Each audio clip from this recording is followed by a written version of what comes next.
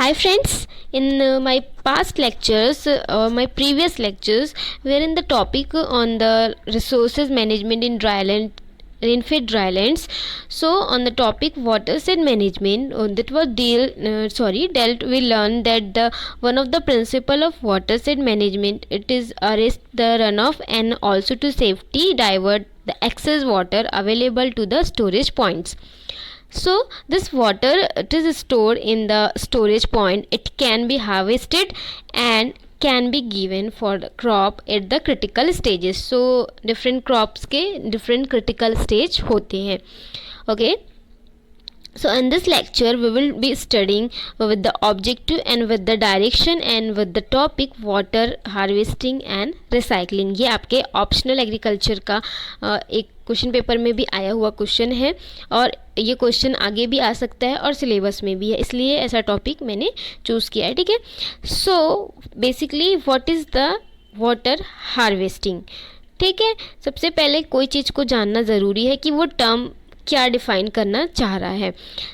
So water harvesting, it is defined as the process of collection of the natural precipitation or precipitation from the prepaid water sets for the beneficial uses. ठीक. It is nothing but water harvesting. It means collecting the surplus water, okay, and it is diverting with the safe velocity to the storage point for use as a beneficial purpose or purposes. So whatever the moisture available, it is diverted to the storage structure in the cropped land and then it can be used for the beneficial purpose. This is what the water harvesting says. Okay, it is clear. Now then the rainfall important component of the dryland crop production. In case of drylands, high intensity dryland rainfall that cause about 25 to 30% of the rainfall that to be lost as surface runoff. So how much amount of rainfall is lost by the surface runoff is about 25 to 30%. So there is a need for the managing the water. Okay, so calls for the developing water harvesting technologies or suitable to different rainfall, soil and topographic situations. Okay. Now in case of drylands, whatever the runoff is there, whatever the runoff which is not held back, it will flow as waste and it will not be used for whatever purpose. So whatever runoff is there, with a suitable design, with a suitable procedures, we can divert that runoff water to the storage ponds and then it can be used for the beneficial purposes. So this is what says the concepts water harvesting and recycling. This concept is basically coming to the coming to the designing water harvesting structure. Now we see, so how to design, first thing is that, and another one is that what are the parameters that involve in constructing water harvesting structure. Now first is the catchment and storage capacity. So the small catchments, they may not be able to contribute sufficient water, while very large जो भी catchments area रहते हैं, they might lead to excessive silting of the pond and possibly damage the structure by the overflow. So in this very large catchments, they are also not advisable. Even the small catchments are also not advisable. So because small जो catchable advisements, they won't hold the water in a large quantity. If the very large catchments they are there, they will be accumulates, they may the silt to accumulates. So what is the correct size of the catchments, because not very large size is suitable or not very small size is suitable. So what is the correct size of the catchment area? The optimum area of catchment in red soil is 1 hectare. याद रखना red soil में is a 1 hectare which can yield around 250 meter cube of water. So the optimum catchment area in a red soil. Now the catchment area is 1 hectare which can hold about 250 cubic meter of water. So this is the designing or the characteristic about the designing and deciding the catchment area. Now so moving on, this a farm pond, it is ideal for the collection of this water. After deciding about the catchment area, the storage structure in a way in the form of farm pond of ideal for the storing this water. Now 1 minute. So now we moving on this farm pond, ये तो हमने देख लिया.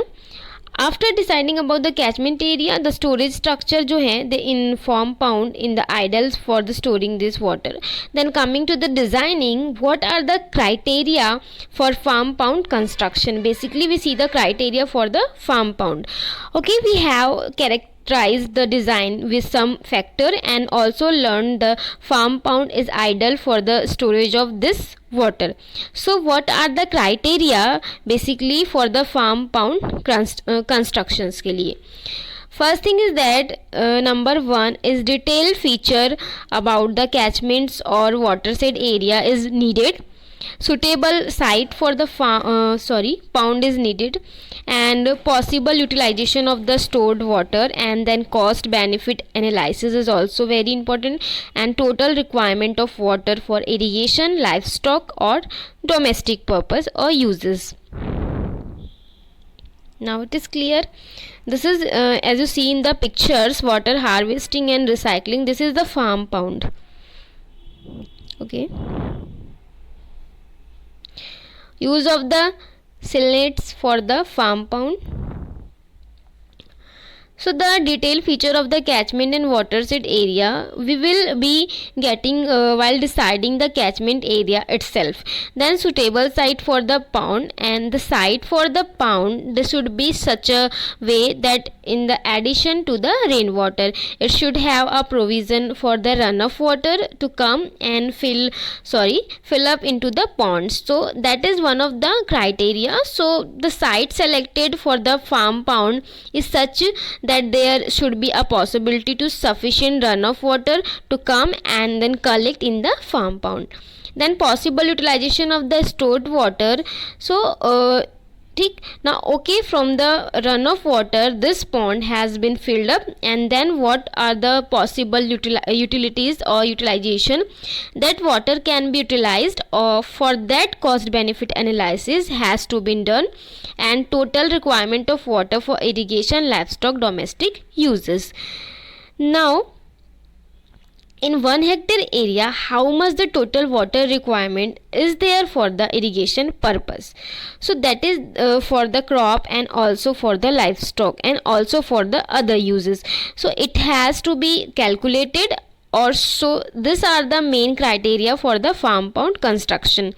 Now you can see in the picture, as you see in the picture, this picture. Okay, now you see in the picture the farm pond constructions are there. In the farm pond is there and nearby fodder crops are there. Besides the farm pond, if the fodder crops are there, then easily whatever the water available in the farm pond, and they can be fed to the fodder crops. So this is the also wherein the accumulation of the silt is being cleared up. You can see next week. This is the okay. Now next coming to the farm pond. In case of the farm pond storage of water, it is the challenging task because we have to avoid seepage losses. And how we can avoid the seepage losses? By use of some of the salinates. So this salinates, they may be brick or maybe cement, maybe tarpaulin seeds. So after construction of the farm pond, we have to we have to use salinates, otherwise whatever the water stored in the pond, it cannot be stored for a long time. So we use salinates is a regular feature, so use of salinates for the farm pond. Here you can see that cement lining has. Okay, so here a compartmentalization of the bunds is done. Now here is also tarpaulin. The polythene sheets is used as salinates, as you see in the both pictures. Okay. Now next, coming to the water storage in the farm pond.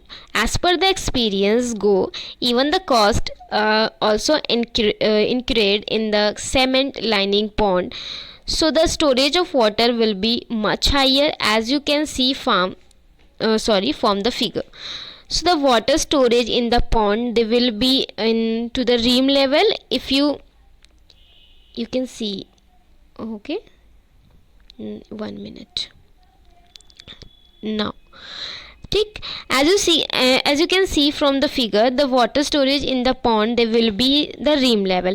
If you calculate the daily evaporation from the all these, the daily evaporation from the cement lined pond, they will be very less when compared to brick lined or tarpaulin made salinates. Now coming to the use of stored pond water, for what purpose the water stored in the farm pond they has been used? It can be used for the protective irrigation to the crop at the critical stages. You can see that besides here the farm pond is there and water is being pumped down, and by using the mini sprinklers, and the water is collected in the finger millets crop, and after this finger millet crop they has been grown luxuriously in this way. The stored farm pond water, they can be used for the protective irrigation for the different crops at their different critical stages. So because at the critical stage of the crop, the sufficient moisture is not being given to the crop, will incur sufficient yield loss. Now okay, so basically now we see the use of some more uses. So in the critical stages, whatever the water stored in the pond, they can be utilized. So in the use of stored farm pond water, they can also be used for rearing fishes of a quite some time in the rainfall areas. In the rainfall regions, whatever the amount water stored, that can also be used for rearing the fishes. Then the stored farm pond water can also be used in the you can see azolla cultivation. And azolla cultivation nowadays getting in the own popularity, where in a small water structure are being constructed, and this constructions azolla will be grown, and this azolla they will be collected and it will be mixed with the regular feeds, and it will be fed for the cattle also. Now this is the basically water recycling and harvesting structure. So